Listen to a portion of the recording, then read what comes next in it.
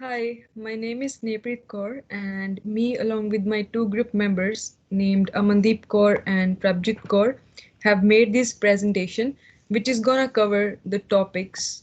I'm just gonna explain that's rape culture, slut shaming, and racial justice. So rape culture is totally against the people who are against the rape. So this is common crime. We cannot say this as a crime because in some countries it is not considered as a crime. This is instead a culture, just like our common rituals. So I'm just gonna explain it now. So rape culture is an environment in which assault is predominant and in which sexual violence against ladies is normalized and released within the media and well-known culture.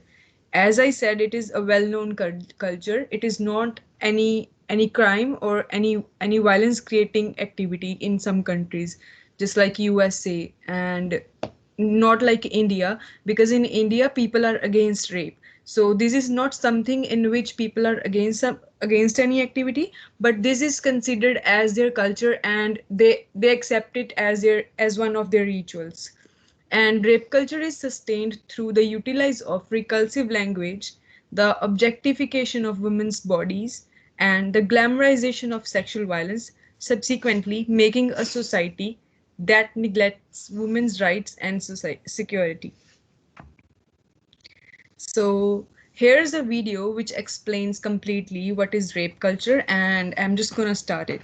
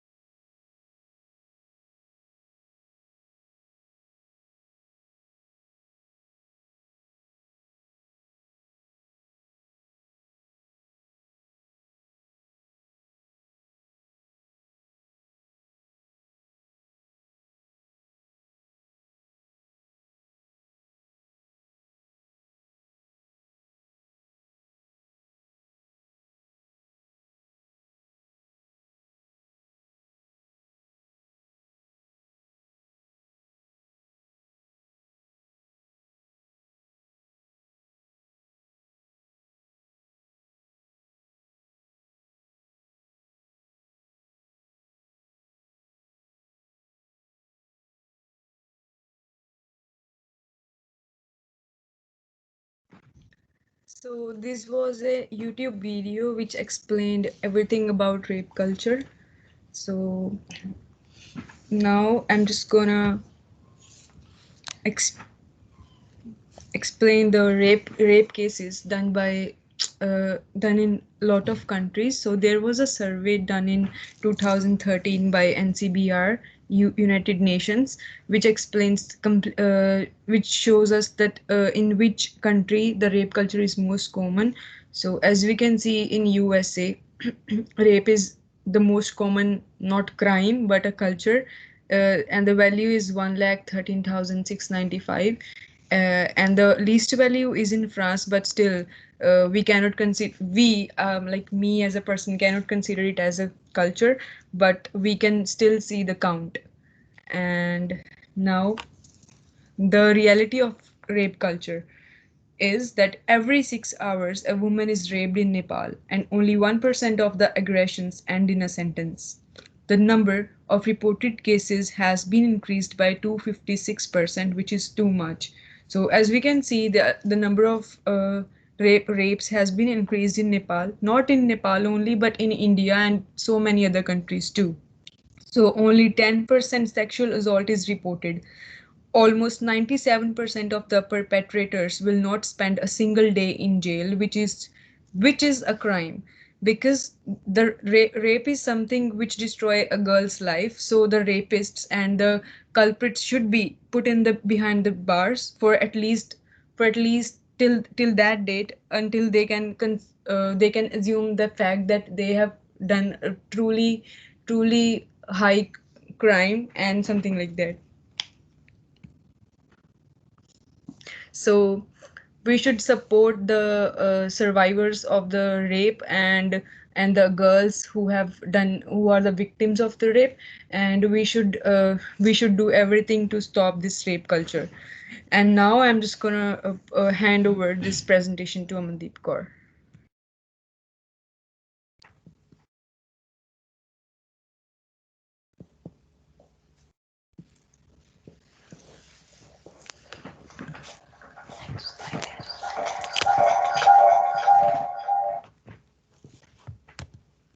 Slut shaming. Uh, yeah, slut shaming and slut bashing is the same meaning. Like when a girl or women shamed or harassed for perceiving promiscuity, then that means slut shaming. And the victim's body is often considered public property. She's she is considered a reasonable game for the harassment. And there are some people make mentalities for the slut shaming, like fix the descriptions. Some people think women who have a lot of sex don't respect themselves, and mostly people judge women by their clothes, and what did you expect when they wear any clothes. And uh, when they are the one more description, like how many sexual parts she have. It's give her a tag for the slut. And women who have who behave like a slut don't deserve our respect. And next slide. Slut meaning, slut shaming and slut word have a different meanings for the both men and women. They have double standards. Like um, slut meaning for the women is a tramp, whore, forgery, and hooker and bam. Whenever its meaning for the man is a charmer, lady killer, lover, Romeo, etc. So it shows a discrimination. And here the one description, or one example where a feminist Alexa um, explain why he believes people slut shame when people see a woman who is confident in herself and her sexuality, and their personality are not personally not. uh, their response is to attack or tear her down to make them feel better about themselves. And here is a video that shows slut shaming starts in the schools. And there's a disc-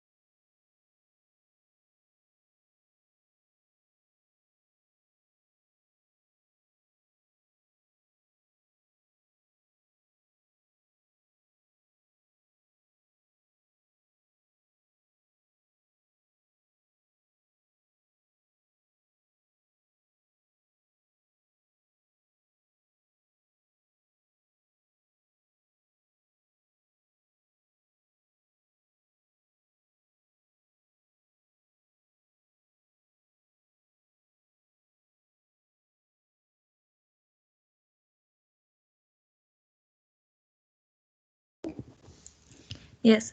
This is a video that shows over the slut shaming. Now Prabjit explaining her part.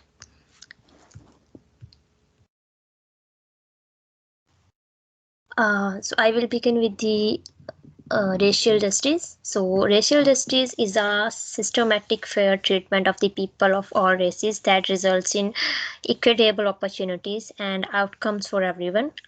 All people are able to achieve their full potential in life regardless of race, uh, ethnicity, or the community in which they live.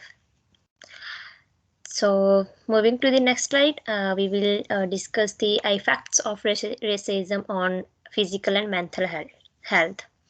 Racism is based on race or ethnicity. Is a key contributing factor in onset of disease. It is also responsible for increasing disparities in physical and mental health.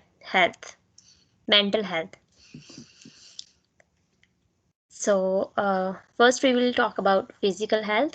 Stress is a result of racism can also lead to behaviors that may cause further risk to physical health. For example, research trusted source has found that discrimination is linked to higher rates of smoking, alcohol use, drug use, and unhealthful eating habits. Another study found that unfair treatment of people of color has significant uh, con- uh, sorry. So another study found that unfair treatment of color has people of color has significant consequential effect on sleep and psychological functioning in midlife. So, moving to the mental health, research found that racism is twice more likely to affect mental health than physical health of those of researchers sampled. BIPOC has BIPOC who reported experiences of racism also experienced the following mental health issues like depression, stress, emotional distress, anxiety, and suicidal thoughts. So here is also one point that I would like to discuss to how to live healthfully while facing the racism. So there are mainly 3 points that will be people can do to survive a healthy life while facing the racism. First, talk about the racist experiences with others. Like they can discuss their experiences with other who can understand their feelings and also understand their situation in a better way. So, second is the foster a strong sense of racial identity, and third is the lean on friends and family. So they can spend more and more time with their family and friends, go outings, and enjoy their life with their loved ones. So uh, the next one, this is a image like it represents the United Methodism Women's commitment to work for racial justice. It symbolizes a word of racially and ethnically diverse peoples working together side by side to create a world in which every person has a voice, rights, and opportunity for abundant life. Within the image are two hands joined together to work for justice for all God's children. So, in last, I would like to show you a video in which there is a little bit fight representation of a fight for the racial justice. So, Amandeep, can you please play that?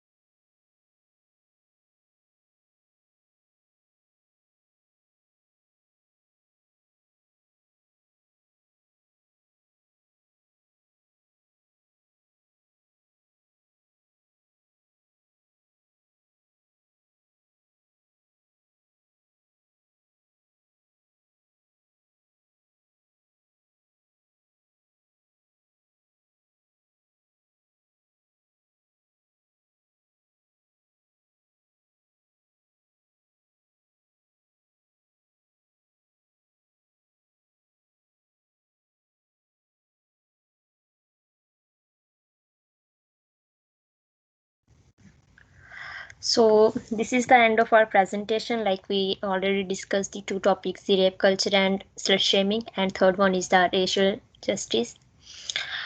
So thank you.